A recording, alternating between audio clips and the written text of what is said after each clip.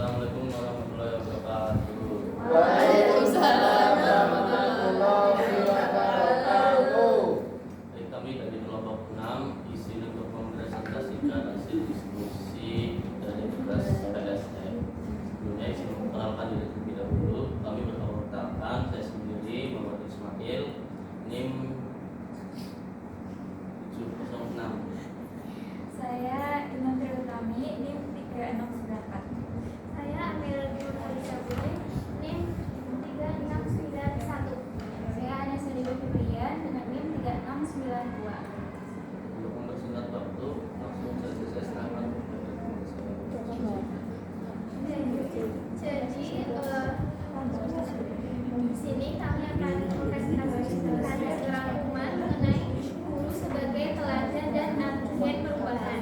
Nah, jadi guru itu bukan hanya seseorang yang menyampaikan materi, dari cara guru bersikap, berbicara, sampai bagaimana guru menghadapi masalah di kelas. Sebenarnya juga menjadi contoh yang dilihat langsung oleh peserta didik. Nah, yang pertama saya akan membahas tentang tantangan guru sebagai teladan.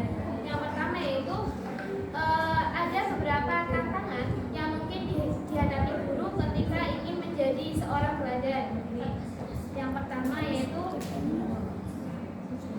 misalnya guru harus mengelola emosi ketika menghadapi siswa yang ramai atau sulit mengikuti pembelajaran. Karena kalau guru langsung marah atau menunjukkan emosi secara berlebihan, siswa juga bisa menangkap itu sebagai contoh dalam menghadapi masalah. Nah, selain itu, guru juga perlu menjaga ucapan dan tindakannya, karena apa yang dilakukan guru seringkali lebih mudah ditiru oleh siswa daripada hanya nasihat yang diberikan. Nah, selanjutnya, guru juga perlu memahami bahwa setiap siswa itu berbeda. Ada yang cepat memahami materi, ada juga yang membutuhkan waktu yang lebih lama, dan juga ada yang aktif, terus juga ada yang cenderung pasif atau diam. Jadi menurut kami menjadi teladan itu bukan berarti guru harus senang, tetapi guru harus berusaha menunjukkan bagaimana sikap yang baik dan konsisten dalam kehidupan sehari-harinya. Nah, yang kedua ada apa yang perlu dilakukan guru. Nah, selanjutnya kami menghubungkan peran guru tersebut dengan EMC, yaitu empati, mindful, compassion, and critical inquiry. Yang pertama adalah empati, yaitu di mana guru berusaha memahami perasaan dan sudut pandang siswa sebelum memberikan respon. Yang kedua ada mindful, di mana guru menyadari emosi sendiri dan tidak langsung bereaksi ketika menghadapi suatu masalah.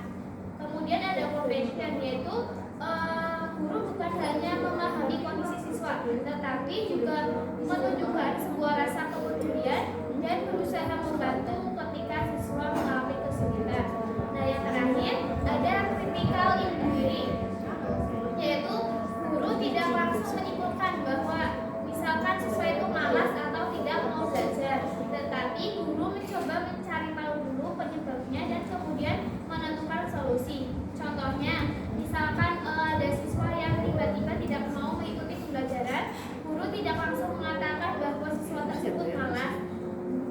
Guru bisa mencoba memahami dulu apa yang terjadi, menenangkan diri, serta memberikan dukungan, kemudian bisa mencari tahu penyebabnya kenapa anak tersebut bisa seperti itu. Dan jadi keempat hal ini sebenarnya saling berhubungan dalam cara menghadapi siswa. Yang kedua di sini ada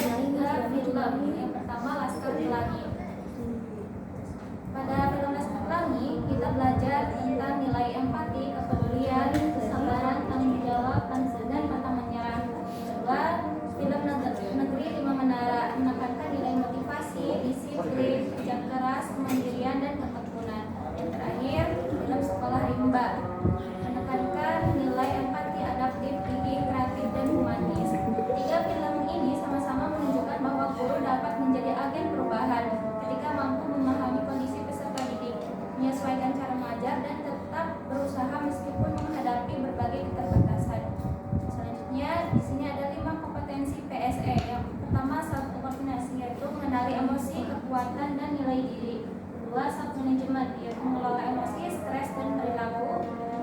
Ketiga, social awareness, memahami dan menghargai orang lain.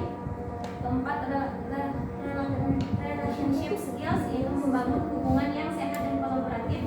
Dan yang terakhir, responsible decision making, yaitu mengambil keputusan yang tepat dan bertanggung jawab. Kelima, kompetensi ini saling berkaitan dan membantu guru menjadi teladan dalam setiap keputusan dan tindakan. Selanjutnya akan disampaikan oleh Mbak Intan.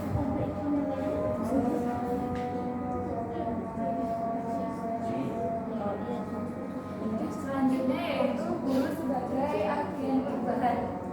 Sebagai seorang pendidik, peran kita tidak sekedar mentransfer pengetahuan di dalam kelas, tetapi juga bertindak sebagai agen perubahan.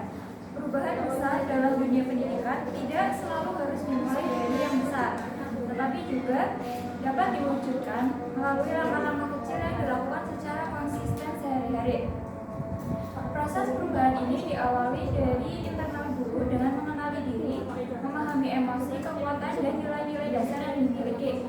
Setelah fondasi diri itu sudah kuat, langkah berikutnya yaitu memahami siswa secara utuh, mulai dari karakter, kebutuhan belajar, hingga kondisi emosionalnya, sehingga guru dapat menyesuaikan strategi pembelajaran, media, dan pendekatan yang tepat di kelas. Selanjutnya, guru perlu membangun hubungan positif untuk menciptakan iklim kelas yang aman, saling percaya, dan menghargai.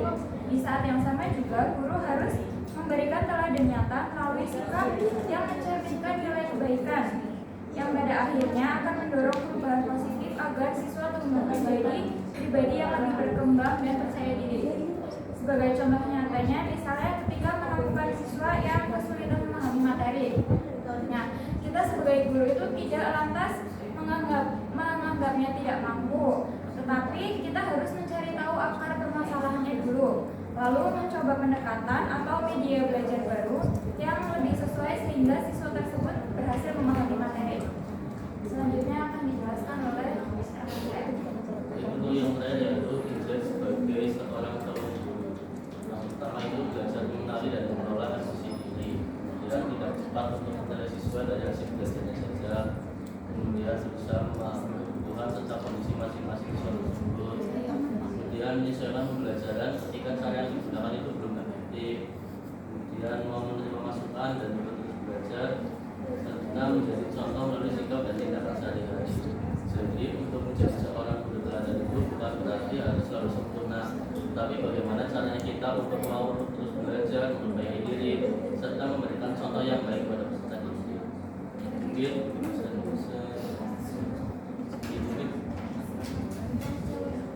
sekian presentasi dari kami. Barangkali ada yang ingin ditanyakan atau bertanya. Ya, Bertanya, jadi berdasarkan nilai-nilai dari film tadi, saya ulangi dari 5 menara dan sekolah juga. Menurut Maulina, karakter guru yang seperti apa yang paling dibutuhkan dalam menghadapi tantangan pendidikan di daerah dengan ketersediaan dan fasilitas ahli? Aku dua. terima kasih atas pertanyaan. Ya baik, terima kasih atas pertanyaannya. Izin menjawab. Karakter guru yang paling dibutuhkan dalam menghadapi keterbatasan fasilitas itu sosok yang adaptif, jadi bisa beradaptasi dengan lingkungannya, terus pantang menyerah, dan juga mampu menjadi motivator. Jadi jika di suatu tempat yang mungkin terpencil, anak-anaknya kan mungkin malas belajar atau mungkin lebih orang tuanya lebih memilih untuk bekerja dan lain sebagainya. Nah, guru itu di situ berperan sebagai motivator agar anak-anak itu bisa termotivasi untuk belajar. Salah satu contohnya itu di film Laskar Pelangi, yaitu guru Bu Muslimah dan Pak Harwan, di mana mereka itu mempertahankan sekolah padahal muridnya sudah habis-habis dan gedung sekolahnya juga sudah mau hancur. Tapi mereka itu tetap pantang menyerah agar mempertahankan sekolah tersebut supaya anak-anak di desa tersebut itu bisa mendapatkan pengetahuan dan pembelajaran yang berhak didapatkannya.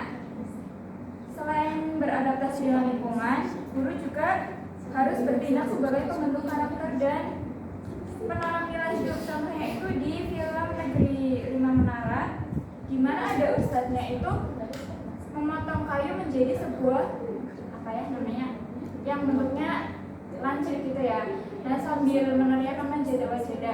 Jadi di situ beliau itu mengajarkan bahwa apabila kita terus berusaha dan tidak menyerah itu bisa mencapai apa yang diinginkan. Apakah bisa dipahami?